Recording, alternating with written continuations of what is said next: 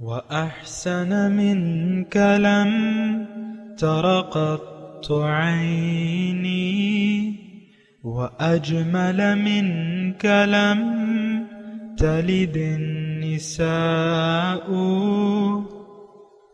خلقت مبرأ من كل عيب خلقت مبرأ من كل عيب كأنك قد خلقت كما تشاء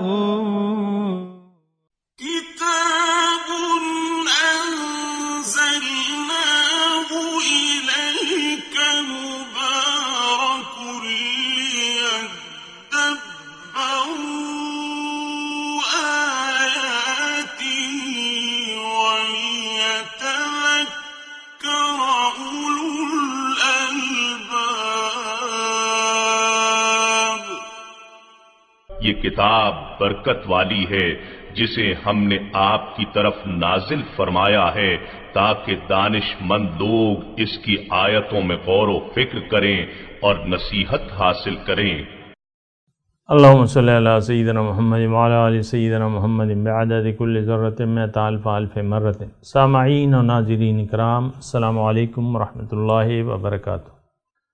سامعین کرام، سورہ حامیم السجدہ آیت نمبر 5 دوسرا حصہ ہے آج، اور آج کا موضوع کیا ہم نے اپنے آپ کو حق سے بے نیاز سمجھ لیا ہے۔ اس کے ساتھ سامعین کرام آج کے سبق کا آغاز کرتے ہیں۔ سب سے پہلے گزشتہ سبق کا اعادہ ہوگا۔ وَقَالُوا قُلُوبُنَا فِي أَكِنَّةٍ مِّمَّا تَدْعُونَا إِلَيْهِ وَفِي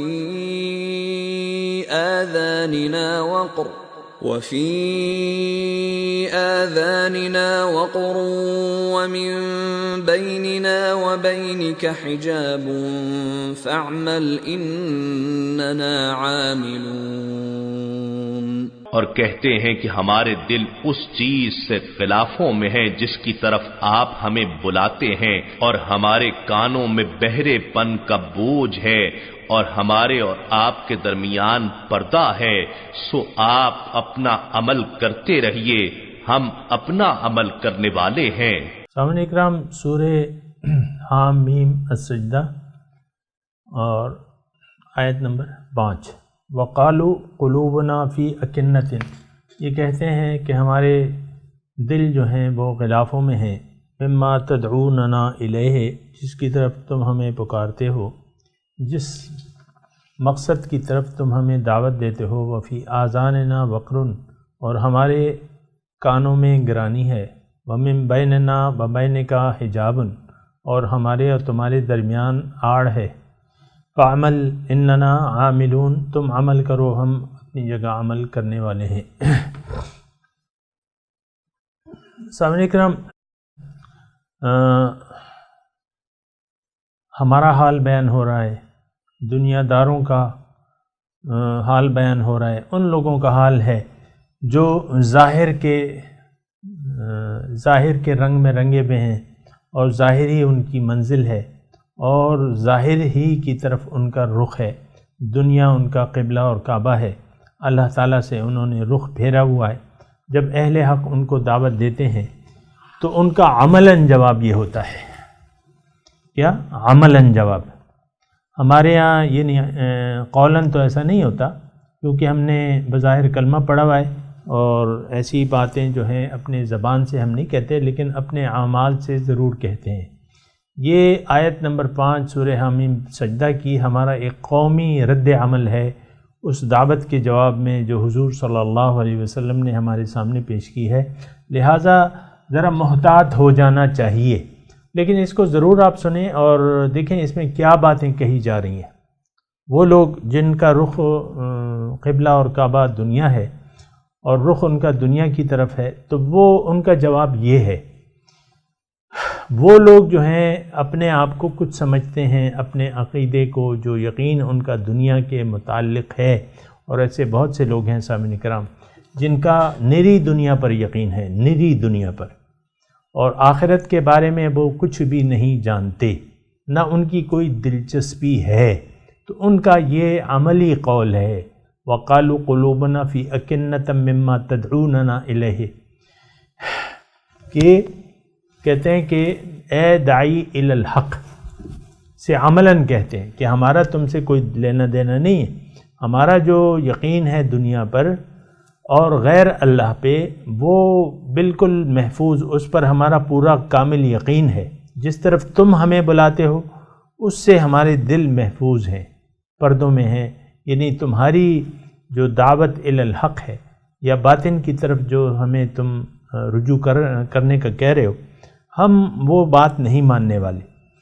ہماری نظر میں تو دنیا ہی ہے سب کچھ، اور جیسا کہ آج کل یہ عقیدہ ہمارا بن چکا ہے کہ بھئی دنیا ہی کے متعلق سوچنا چاہیے، دنیا ہی رہنے کی جگہ ہے، دنیا ہی کامیابی یا ناکامی کی جگہ ہے۔ تو یہ ان لوگوں کا حال ہے۔ سامنے کام یہ نہ سمجھیں کہ یہ صرف مشرکین مکہ کا حال تھا، آج بھی ایسے لوگ موجود ہیں جن کا قبلہ اور کعبہ جو ہے وہ نری دنیا ہے۔ بہرحال یہ ذرا سمجھنا چاہیے۔ اور پھر وہ یہ بھی کہتے ہیں وفی آذاننا وقر، ہمارے کانوں میں ثقل گرانی ہے یا ڈاٹ ہے، یعنی ہم تمہاری بات سننے کے لیے عملاً تیار نہیں ہیں۔ ظاہری کانے سے سن لیں گے لیکن دل کے کانوں سے ہم سننے والے نہیں ہیں، یہ مطلب ہے اس کا۔ وَمِن بَيْنِنَا وَبَيْنِكَ حِجَابٌ، ہمارے اور تمہارے درمیان ایک آڑ ہے۔ اور وہ آڑ کیا ہے سامعین کرام؟ آڑ ہے دنیا داری کی۔ دیکھیں سورہ یاسین میں ہے وَجَعَلْنَا مِن بَيْنِ أَيْدِيهِمْ سَدًّا وَمِن خَلْفِهِمْ سَدًّا فَأَغْشَيْنَاهُمْ فَهُمْ لَا يُبْصِرُونَ، ان کے آگے دیوار ہے، پیچھے دیوار ہے۔ اللہ تعالیٰ اپنی طرف نسبت کر رہے ہیں، جعلنا من بیننا وجعلنا من بینہم سدا ومن خلفہم سدا، یا حجاب کی بات ہے، وہاں دیوار کی بات ہے، صد دیوار کو کہتے ہیں۔ اب یہ دیواریں کون سی ہیں، یہ آڑ کون سی ہے؟ یہ سامعین کرام دنیا پر جو یقین ہے، میں بہت آسان الفاظ میں کہنے کی کوشش کر رہا ہوں، دنیا ظاہر دنیا پر جس کا یقین ہو گیا اور ظاہر دنیا ہی کی کامیابی اور ناکامی اس کی نظر میں کامیابی اور ناکامی ٹھہری، تو اب یہ شخص جو ہے یہ ایک آڑ میں ہے۔ میں دوبارہ یہ کہنے کی کوشش کرتا ہوں، تھوڑا سا یہ سمجھنے کی کوشش کریں، یعنی اگر کسی کا یقین ظاہر پر ہے، باطن کی طرف وہ متوجہ نہیں ہو رہا، نہ ہونا چاہتا ہے، اب ایک آڑ حائل ہو جاتی ہے ان کے اور اس کے درمیان، اہل حق کے اور اہل باطل کے درمیان ایک آڑ واقع ہو جاتی ہے۔ اور یہ آڑ میں آپ کو یہ بھی کہہ دوں سامعین کرام،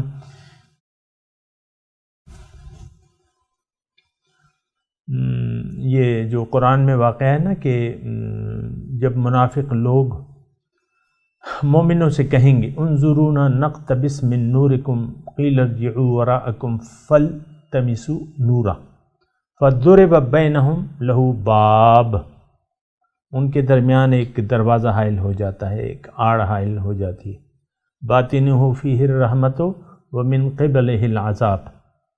تو یہ یعنی آخرت کیا ہے سامعین اکرام؟ دنیا کے اعمال کے نتائج ہیں، جیسا آپ کریں گے ویسا بھریں گے۔ آپ نے دنیا میں ایک آڑ بنا دی اپنے اور باطن کے درمیان، یہ آڑ وہاں بھی حائل رہے گی۔ آپ نور سے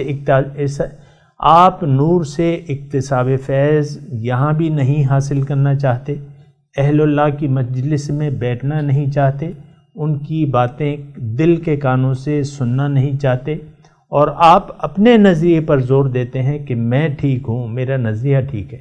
آج دیکھیں نا، ایک بھنگی ہے، چوڑا ہے، اس کا بھی ایک نظریہ ہے، ایک یقین ہے، اور وہ اس نظریے پر خوش ہے۔ آپ دیکھیں نا، بہت سے ایسے لوگ مل جائیں گے، یعنی آپ کی نظروں میں کمتر ہیں وہ لوگ۔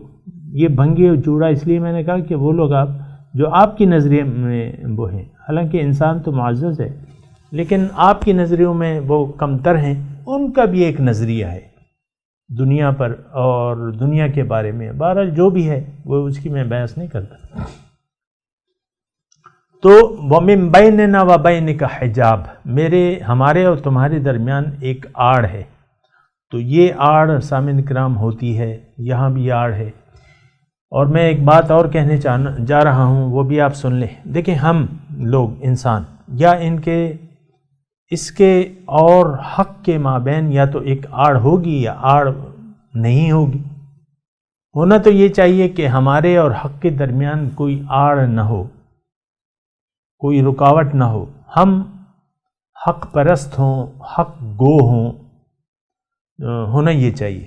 لیکن اگر آپ نے دنیا کا کلمہ پڑھ لیا، اللہ کی توحید کا کلمہ نہیں پڑھا، تو پھر یہ ہوگا کہ ایک آڑ قائم ہو جائے گی قدرتی طور پہ، ظاہر ہے سامنے کرم۔ یہ نہیں، یہاں سورہ یاسین میں تو اللہ تعالیٰ نے اپنی طرف نسبت کی ہے، وَجَعَلْنَا مِن بَيْنِ أَيْدِيهِمْ سَدًّا وَمِن خَلْفِهِمْ سَدًّا فَأَغْشَيْنَاهُمْ فَهُمْ لَا يَبْصِرُونَ۔ یہ اب دیکھ نہیں سکتے کیونکہ ایک آڑ ہے۔ یہ آڑ ہم خود بنا لیتے ہیں سامنے کرام، بات یہ نہیں ہے، یہ قدرتی عمل ہے۔ مثال کے طور پہ آپ نے ایک کمرے میں اے سی لگا دیا، مثال کے طور پہ عرض کر رہا ہوں، اور کمرے میں پارٹیشن کر دیا آپ نے، پارٹیشن، اور وہاں پارٹیشن یہ ہے کہ پارٹیشن بند ہے، تو اب جو اس کمرے میں اے سی لگا ہوگا ادھر والے لوگ سخت گرمی میں بیٹھے ہوں گے کیونکہ ان کے درمیان آڑ ہے۔ اسی طرح سامعین کرام، ہم نے جب ہم ظاہر کا انتخاب کر لیتے ہیں نا، تو ہمارے درمیان ایک آڑ آ جاتی ہے۔ اب اس آڑ کی وجہ سے، کیونکہ دیکھیں اس میں مسئلہ یہ ہے کہ اگر آپ حق کو سننا نہیں چاہتے، حق کو دیکھنا نہیں چاہتے، حق کو پہچاننا نہیں چاہتے، تو پھر یہ ہے کہ ایک قدرتی طور پہ آپ کی جو نظر ہے وہاں سے ہٹ جاتی ہے، باطن سے ہٹ جاتی ہے، پھر آپ کو کچھ نظر نہیں آتا، حقیقت آپ کو نظر نہیں آتی۔ تو پھر یہ ہوتا ہے من بیننا و بینک حجاب فاعمل اننا عاملون، آپ اے نیک لوگو تم اپنی جگہ عمل کرو اور ہم اپنی جگہ عمل کرتے ہیں، یعنی تم اپنی مرضی جیو، ہم اپنی مرضی جیتے ہیں۔ اس میں مطلب یہ ہے کہ ایک اور بھی پہلو ہو سکتا ہے، فعمل یعنی شان نزول کے حساب سے، اور آج بھی ہے، وہ میں بتاتا ہوں آپ کو، کہ وہاں لوگوں نے یہ کہا فعمل اننا عاملون، اس کا یہ مطلب نہیں تھا کہ تم اپنی جگہ عمل کرو، ہم اپنی جگہ، یعنی تم اسلام کے طریقے پر قائم رہو، ہم کفر کے طریقے پر قائم رہتے ہیں، یہ مطلب نہیں تھا۔ ان کا مطلب یہ تھا کہ ہم نے، اے اہل حق، ہم نے، اے پیغمبر، اے اہل حق، اے مومنو، ہم نے تمہاری بہرحال مخالفت کرنی ہے اور تمہیں ہر طریقے سے تکلیفوں پہنچانی ہے، ہم نے ارادہ یہ ہے۔ ظاہر ہے کہ مشرکین مکہ نے پھر یعنی جب تک مکہ فتح نہ ہو گیا، کتنی بار جو ہے مسلمانوں کا مقابلہ کیا، اور یہی یعنی مقابلہ جو ہے مدینے کے یہود نے حضور صلی اللہ علیہ وسلم کے ساتھ کیا، تو اور وہ بھی برابر مخالفت میں جٹے رہے، یہ لوگ بھی برابر مخالفت میں جٹے رہے۔ تو یعنی تم اپنا کام تو کرو، لیکن یہ ہے کہ ہم تمہارا پیچھا نہیں چھوڑیں گے اور اپنے خیال سے ہم تمہیں مغلوب کر دیں گے، تم مغلوب رہو گے۔ لیکن یہ ہے کہ وہ اللہ تعالیٰ کا تو ایسا ارادہ نہیں تھا، اللہ تعالیٰ نے مسلمانوں کو غالب کرنا تھا، کیونکہ رسول آئے اس لیے تھے، وَالَّذِي أَرْسَلَ رَسُولَهُ بِالْهُدَىٰ وَدِينِ الْحَقِّ لِيُظْهِرَهُ عَلَى الدِّينِ كُلِّهِ۔ لیکن فَعْمَلْ إِنَّنَا، آج بھی سامعین کرام دیکھیں، یہ اہل حق نہیں ہے تو مخالفت کا اتنا چرچا نہیں ہے، اہل حق کثیر تعداد میں نہیں ہے، ان کی مخالفت بھی نہیں ہے۔ لیکن اگر میں آپ کو یہ بتاتا ہوں کہ وہ حق ہی کیا جس کی مخالفت نہ ہو، یہ ایک بات ذرا نوٹ کر لیں، جو حق والے ہیں یقیناً باطل والے ان سے جھگڑا کریں گے اور پھر وہ مقابلہ ہوتا ہے۔ تو یہ اس طریقے سے اس کو سمجھنے کی کوشش کریں۔ اب جو اگلی آیت ہے، قُلْ إِنَّمَا أَنَا بَشَرٌ مِثْلُكُمْ يُوحَىٰ إِلَيَّ، آپ ان سے کہہ دیجئے کہ میں تو تمہاری طرح کا ایک بشر ہوں، یوحیٰ الیہ، میری طرف وحی کی جاتی ہے، انما الہکم الہ واحد، کہ تمہارا معبود ایک ہے،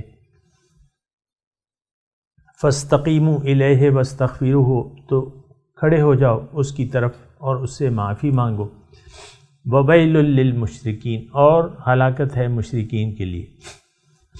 یعنی یہاں سامعین کرام تھوڑا سا شان نزول کے حساب سے سمجھ لیں کہ وہ لوگ یعنی مشرکین مکہ جو تھے مختلف قسم کے مطالبات کرتے تھے حضور صلی اللہ علیہ وسلم سے کہ تم ہمیں یہ معجزہ دکھا دو، وہ معجزہ دکھا دو، مکے میں نہر بہا دو اور چشمے بہنے لگیں، یہ پہاڑوں کو ہٹا کے ایک صاف میدان کر دو، چاروں طرف پہاڑ ہیں، اور تمہارے لیے اپنا ایک محل ہونا چاہیے اور اس میں باغات ہونے چاہیے کیونکہ تم اللہ تعالیٰ کے پیغمبر ہو، کرو ایسا۔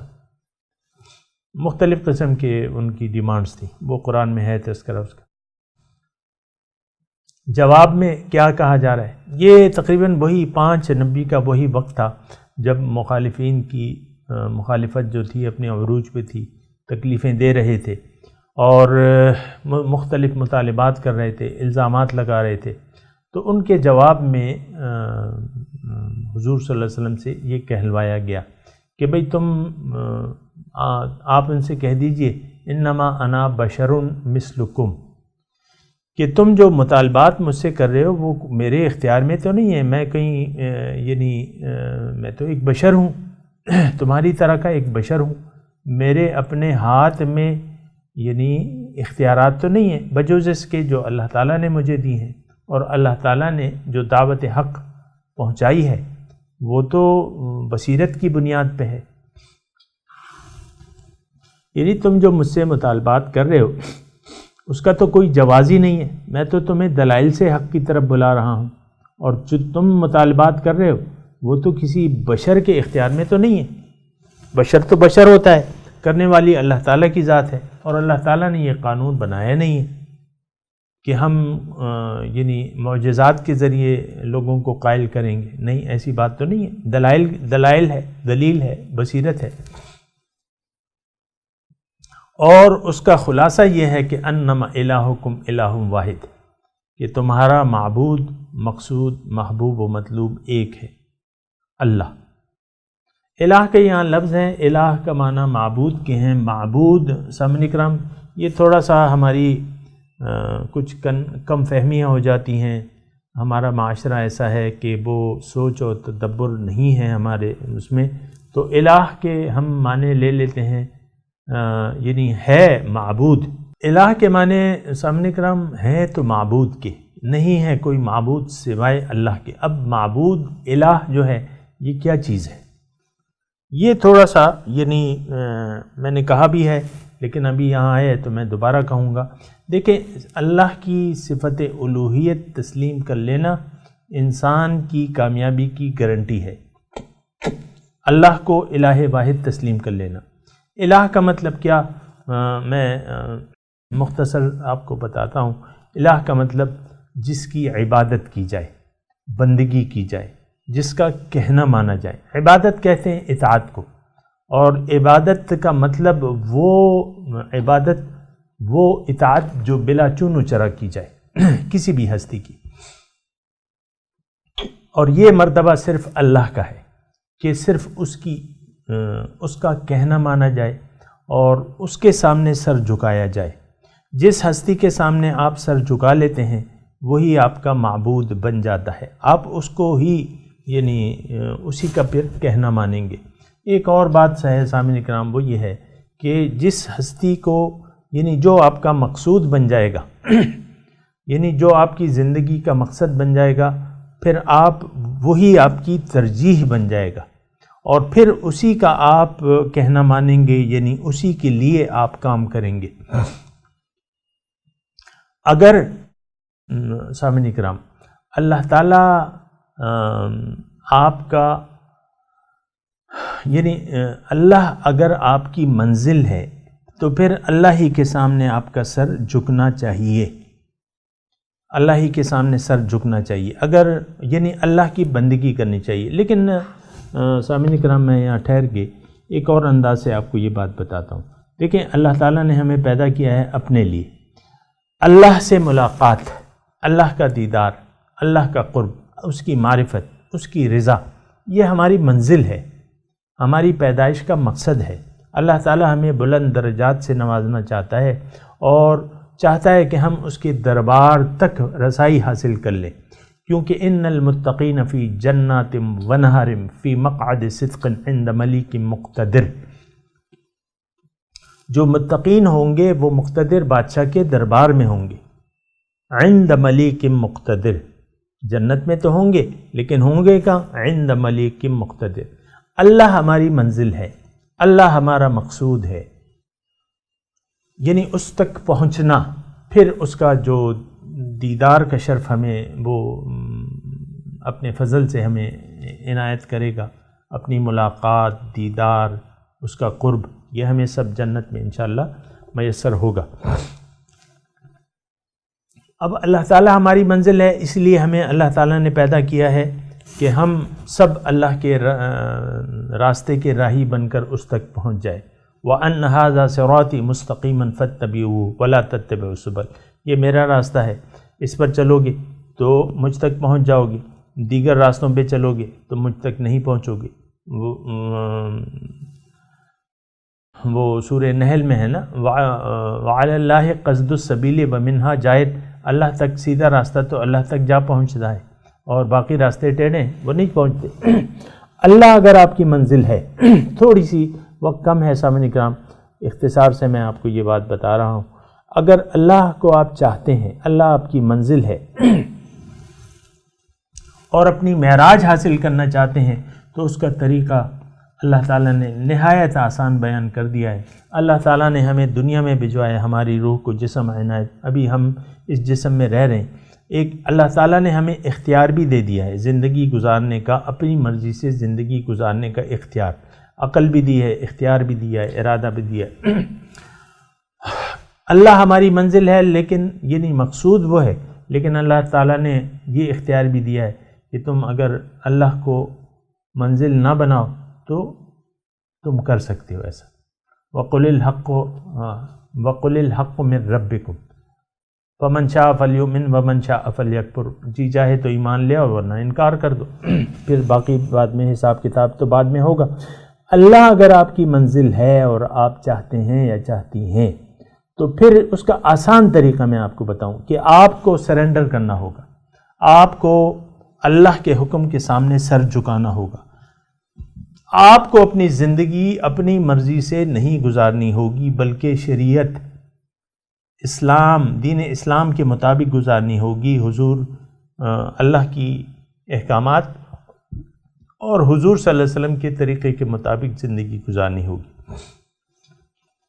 دیکھیں میں کامیابی کا نقطہ میں بتا رہا ہوں آپ کو، یہ آپ بالکل یعنی ادھر ادھر آپ کو سوچنے کی ضرورت نہیں ہے، اللہ کے حکم کے سامنے سر جھکا دیں اور بس اس کی مرضی سے زندگی گزارتے جائیں، آپ کامیاب ہو جائیں گے انشاءاللہ۔ یہ گارنٹیڈ ہے بات، قرآن کے حساب سے گارنٹیڈ، بالکل 100%۔ آپ کی کامیابی آپ کا مقدر ہے، دنیا میں آپ جہاں تک جو بھی آپ کر سکتے ہیں وہ کریں، اللہ کے حکم کے سامنے سر جھکا دیں، اور یہی الہ کا مطلب ہے۔ الہ واحد کا مطلب یہی ہے۔ آپ جو کلمہ پڑھتے ہیں یا پڑھتی ہیں لا الہ الا اللہ، تو اس کا مطلب یہی ہے کہ آپ یہ تسلیم کرتے ہیں کہ اللہ کے سوا میں نے کسی کا کہنا نہیں ماننا، یعنی کسی کے کہنے کے مطابق زندگی نہیں گزارنی، نہ میں اپنے خواہشات کے مطابق زندگی، میں نہ اپنی مرضی کروں گا یا کروں گی، نہ معاشرے کی مرضی کروں گی، نہ یار دوست، نہ سہیلیوں کی، نہ ماں کی، نہ باپ کی، اللہ کے حکم کے مقابلے میں غیر مشروط اطاعت اللہ تعالیٰ کی۔ ہاں پھر اللہ تعالیٰ کے حکم کے مطابق پھر اگر یعنی دیگر جو ہستیاں ہیں ان کے سامنے سر نہیں جھکانا، آپ نے سر اللہ کے سامنے جھکانا ہے۔ اللہ تعالیٰ فرماتا ہے قرآن میں بلا من اسلم وجہہ للہ وہو محسن فلہ اجرہ عند ربہ ولا خوف علیہم ولا ہم یحزنون، جس نے بھی اپنا سر جھکا دیا اللہ تعالیٰ کے سامنے اور اس میں یہ مخلص بھی ہے، اس کے لیے اجر ہے۔ فلہ اجرہ، میں نے آپ کو کہا تھا نا گارنٹیڈ کامیابی ہے، اللہ تعالیٰ فرما رہا ہے، میں نہیں۔ فلہ اجرہ عند ربہ ولا خوف علیہم ولا ہم یحزنون، تو الہ واحد یہ نبی کا پیغام ہے اور یہ ہماری کامیابی کی کنجی ہے۔ من قال لا الہ الا اللہ فقد دخل الجنہ، جس نے بھی کہہ دیا اپنے عمل سے لا الہ الا اللہ، جنت اس کی ہے۔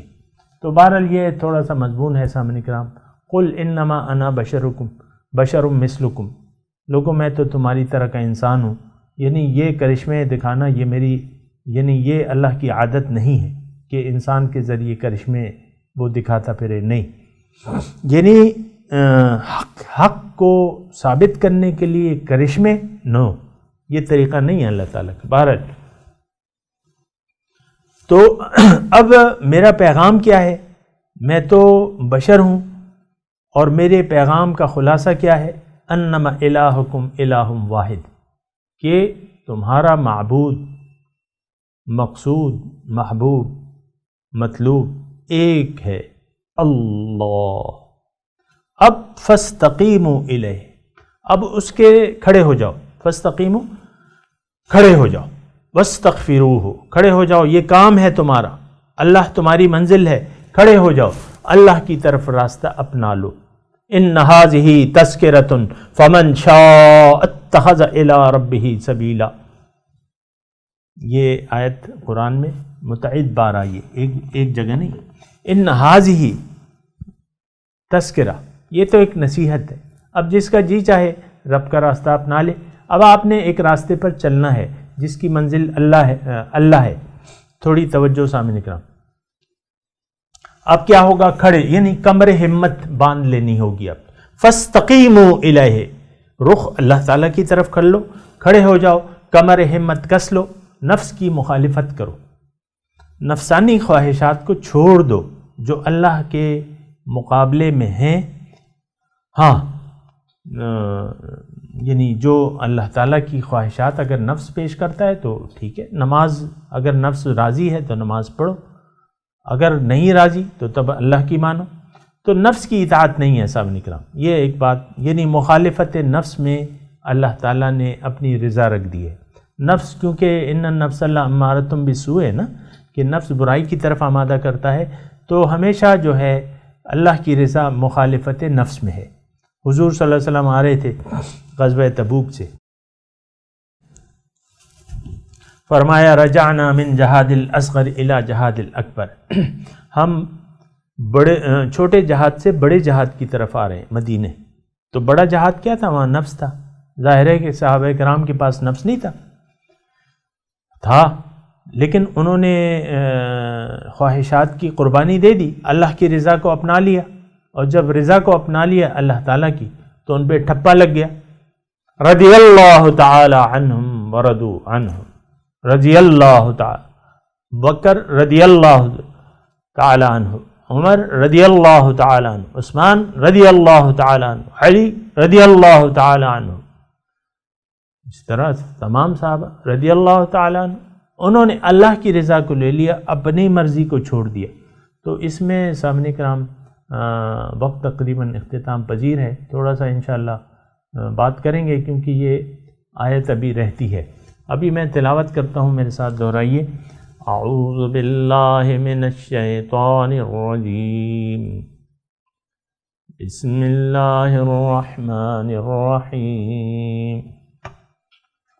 وقالوا قلوبنا فی اکنۃ مما تدعوننا الیہ وفی آذاننا وقر ومن بیننا وبینک حجاب فاعمل اننا عاملون۔ ترجمہ سنا دیں۔ قالوا قلوبنا فی اکنۃ مما تدعوننا الیہ، وہ کہتے ہیں کہ ہمارے دل غلافوں میں ہے جس طرف تم ہمیں بلاتے ہو۔ وفی آذاننا وقر، ہمارے کانوں میں گرانی ہے۔ ومن بیننا وبینک حجاب، اور ہمارے تمہارے مابین آڑ ہے۔ فاعمل اننا عاملون، تم عمل کرو، ہم اپنی جگہ عمل کرتے ہیں، تم اپنا عمل کرو، ہم اپنا عمل کرتے ہیں۔ अब इन आयत की तिलावत और तर्जुमा। وقالوا قلوبنا في أكنة مما تدعونا إليه وفي آذاننا